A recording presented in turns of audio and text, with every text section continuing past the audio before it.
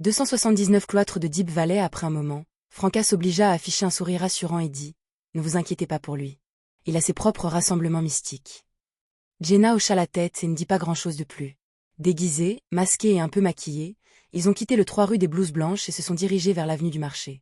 Ils ont pris la ligne 2 du métro, qui reliait la gare de locomotive à vapeur Suy, dans le quartier animé du Marché, à la gare du Nord de Trèves, dans l'élégant quartier de la Cathédrale. Leur destination était le quartier Neuf, le célèbre quartier de la Maison d'Opéra sur le continent Nord. Ils arrivèrent à la galerie marchande la plus grande, la plus animée du monde, entourée de grands magasins et de boutiques chics. Le dôme de verre coloré au-dessus, soutenu par des cadres en acier, peignait la lumière du soleil avec une touche de grandeur, mettant en valeur des scènes sacrées et des contes épiques. Pour compenser la pénombre des vitraux, de nouvelles lampes à pétrole sur les poteaux de fer noir des réverbères brûlaient vivement, émettant une lumière blanche éblouissante. On les appelait des lampes à courant d'air qui utilisaient la chaleur qu'elles généraient pour transformer le kérosène en vapeur, le pulvérisant sur le manteau brûlant qui l'entourait, créant une lumière blanche et brillante. En termes d'éclairage, ils étaient de loin supérieurs aux lampadaires à gaz conventionnels ou aux lampes à pétrole domestiques ordinaires, une modification de l'église du dieu de la vapeur et des machines. Jenna a suivi Franca dans les toilettes publiques au milieu de l'arcade de l'opéra. Chacun a trouvé un stand, a changé de vêtements et s'est maquillé simplement pour minimiser son apparence. Après cela, ils se dirigèrent sous terre par une entrée voisine. Contrairement à d'autres quartiers de Trèves, la rue souterraine située sous l'arcade de l'opéra était pleine de monde. Cafés, galeries, brasseries et petites boutiques remplissaient l'espace, le rendant tout sauf sombre, froid ou confiné. Ce n'est qu'en quittant les lieux que Jenna a retrouvé son impression habituelle de underground trié. En tant qu'assassin, il pouvait voir dans le noir. Cependant, pour éviter d'exposer leur capacité de séquence aux personnes assistant au mystérieux rassemblement, ils tenaient chacun une lampe au carbure qui projetait une lumière jaune bleuâtre devant eux. Étudiant de près les actions de Franca, Jenna l'a imité et a enfilé un masque en métal argenté qui couvrait la moitié supérieure de son visage. Silencieusement, elle s'aventura plus profondément dans le tunnel humide. Après avoir marché un moment, Franca a montré une bifurcation sur la route et a souri. Il y a une légende de fantôme dans cette direction. Quelle est la légende? A demandé Jenna en jouant le jeu. Franca a souri et a répondu. Ils disent que les gens de l'opéra entendent souvent d'étranges voix masculines venant de la clandestinité. Ils ont embauché plusieurs chasseurs de primes pour enquêter, mais aucun d'entre eux n'est revenu. Les billondés officiels ne sont-ils pas intervenus? Demanda Jenna, perplexe. Ils l'ont fait, mais ils n'ont rien trouvé. C'est parce que c'est une légende que nous avons inventée, rit Franca. Jenna était encore plus perplexe. Pourquoi inventer une telle légende? Pour vous amuser? Franca lui assura en souriant, pour empêcher les habitants de Trèves souterraine de se mêler de notre rassemblement. Jenna a finalement compris la raison derrière cela. Alors, tu leur as fait peur, et ils n'osaient pas venir ici. Non. Franca secoua la tête avec une expression sérieuse. Non, il ne s'agit pas de les effrayer. Il s'agit de détourner leur attention vers cette zone, afin qu'ils ne se soucient pas de l'environnement. En termes plus simples, cela donne aux citoyens aventureux de Trèves et aux étudiants universitaires de quoi les occuper. Ayant grandi à Trèves, Jenna est restée silencieuse. Après quelques secondes, elle marmonna. Bon sang. Les Trériens autour de moi ne ressemblent en rien à ça. Tout le monde a travaillé avec diligence.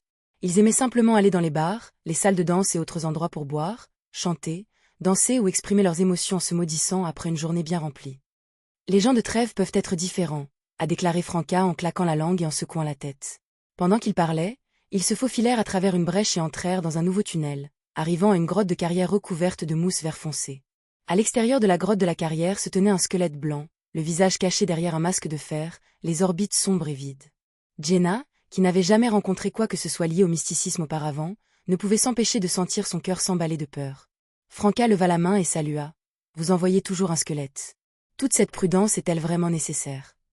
Bon sang, tu as même mis un masque sur le squelette. De quoi y a-t-il de quoi être gêné? A-t-elle ajouté.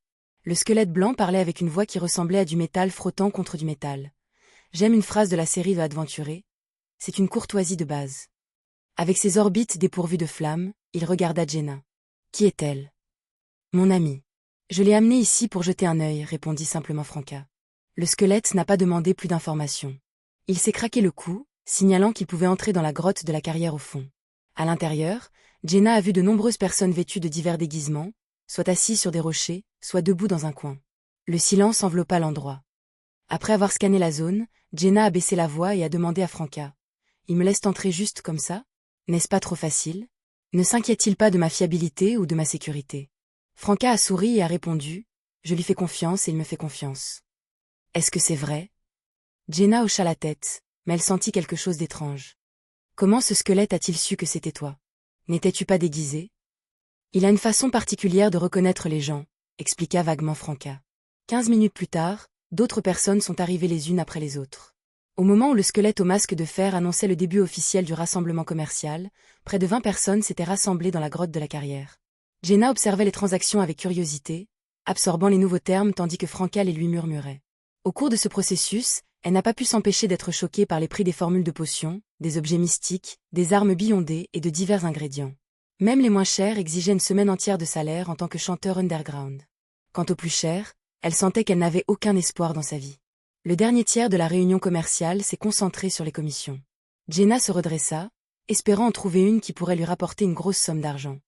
Un homme vêtu d'une robe noire, ressemblant à un sorcier des histoires d'horreur, parla d'une voix délibérément stridente. « J'ai mission valant 20 000 verles d'or. » 20 000 verles d'or?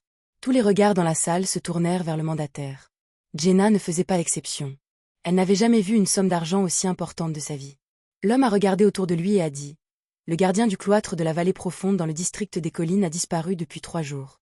J'espère que vous pourrez m'aider à le retrouver, lui ou son cadavre. Je ne peux pas vérifier l'authenticité des indices, donc seuls ceux qui le ramènent, lui ou son cadavre, au cloître de la vallée profonde peuvent réclamer la récompense de 20 000 verles d'or. Vous pouvez également l'amener ici. » Le cloître de la vallée profonde appartenait à l'église du dieu de la vapeur et des machines, où des moines ascétiques se consacraient à l'étude des machines et de la vapeur. Ils ne se sont pas mariés, n'ont pas eu d'enfants et n'ont pas prêché.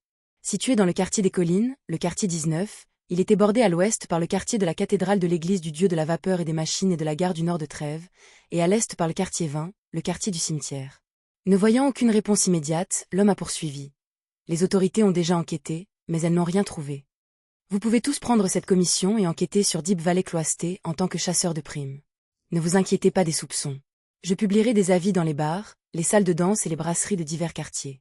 Je peux essayer. Cela ne me coûtera rien si je ne trouve rien. Tout au plus, il me faudra du temps pour gagner de l'argent. Jenna se tourna vers Franca, tentée. Franca hocha la tête, acceptant qu'il puisse assumer cette mission. Elle était curieuse de connaître l'affaire et elle voulait que Jenna acquiert une certaine expérience avant de recourir à des assassinats dangereux. S'il sentait un danger ou découvrait quelque chose d'anormal, il pourrait battre en retraite à temps. Bien sûr, la prime élevée était également attrayante. Après un bref silence, les participants ont commencé à poser des questions les uns après les autres. Ils voulaient rassembler suffisamment d'informations avant de commencer leurs enquêtes. Les réponses du mandataire ont été brèves. Il a informé tout le monde que le gardien du cloître disparu était Pinker, un habitant de la ville voisine de Deep Valley, au début de la cinquantaine. Il était un fervent croyant du dieu de la vapeur et des machines et il ne s'était jamais marié. Passionné de machines, il est devenu gardien du Deep Valley Cloisté après avoir possédé des champs. Il rentrait chez lui une fois par semaine, y passant une journée à chaque fois, mais il ne disparaissait pas chez lui. Une nuit, alors que les moines testaient un engin à vapeur dans la cour, ils aperçurent Pinker debout à la porte de la cabane du gardien, l'observant avec intérêt. Mais le lendemain matin, il était parti. Jenna a pris note de l'information comme lors de ses études de théâtre. Peu de temps après, le rassemblement de mysticisme s'est terminé et les participants sont partis en groupe. Quelques nuits plus tard, Lumian était assis au bar de la salle de Balbrise, savourant son absinthe préférée et regardant Jenna chanter et danser. À ce moment-là, Louis s'approcha de lui et lui murmura à l'oreille. « Patron, le big boss est là. Il t'attend au café du 2e étage. » Le patron est venu personnellement. Lumian fut légèrement surpris. Sans dire un mot, il avala le reste du liquide vert, se leva et se dirigea vers les escaliers. À ce moment-là, Gardner Martin se tenait près de la fenêtre, vêtu avec désinvolture d'une veste marron foncé et d'un chapeau à large bord, comme s'il venait de rentrer des quais ou du dépôt. Il regarda Lumian avec ses yeux rouges brunâtres pendant un moment avant de faire signe aux autres de partir. Bientôt, seuls Gardner Martin et Lumian restèrent dans le café. Le chef du Savoie Mob a souri et a dit « J'ai exprimé mon admiration pour vous plus d'une fois, n'est-ce pas ?»« En effet, merci, patron. » Lumian hocha la tête. L'expression de Gardner Martin est devenue sérieuse. « Êtes-vous intéressé à rejoindre mon cercle? Cela vous permettra d'entrer en contact avec plus de beyondés, des pouvoirs plus forts et des ressources abondantes. »« C'est tout pour l'audit ?» se demanda Lumian, ne cachant pas sa perplexité. « Quel est le prix ?» Gardner Martin sourit à nouveau. « Le prix est que vous pourriez rencontrer plus de dangers et devoir suivre des ordres pour accomplir certaines missions. Cependant, tant que vous faites bien, vous progresserez certainement rapidement. Peut-être que dans quelques années, vous pourrez prendre ma place. » Lumian a fait semblant d'hésiter et a réfléchi un instant avant de dire « Je n'ai pas de problème avec ça. » Gardner Martin hocha solennellement la tête. « Avant cela, vous devez passer un test. » Allez maintenant au 13 avenue du Marché et restez-y jusqu'au lever du soleil. 13 avenue du Marché? Lumian fronça les sourcils, faisant de son mieux pour se souvenir. Finalement, il se rappela où c'était. Ostatrul, le suppliant des secrets, le considérait comme l'endroit le plus dangereux du quartier du Marché. C'était le bâtiment incendié qui n'avait pas encore été démoli.